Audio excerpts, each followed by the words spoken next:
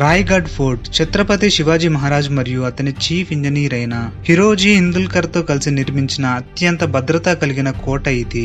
దీనిని శత్రువులు ఎవరైనా చేరుకోవాలంటే అసాధ్యంగా ఉండేది. అయితే ఎవరైనా శత్రువులు లోపలికి రావాలంటే మెయిన్ గేట్ ని బద్దలు కొట్టాల్సి ఉంటుంది.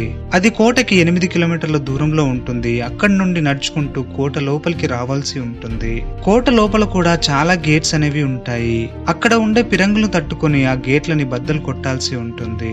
ఎలాగూ వాటన్నిటిని దాటుకొని కోట లోపలికి ఎంటర్ అయినా సరే నేరుగా కోట లోపలికి వెళ్ళలేరు. కోట చుట్టూరా కూడా ఒక పెద్ద బావి అనేది ఉంటుంది.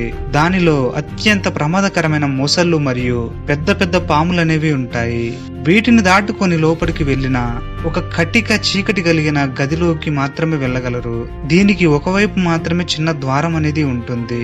వెలుగుంది కదా అని దాని దగ్గరికి వెళ్తే మాత్రం పైనుండి సలసలా కాగే నూనెని పోసి చంపేస్తారు.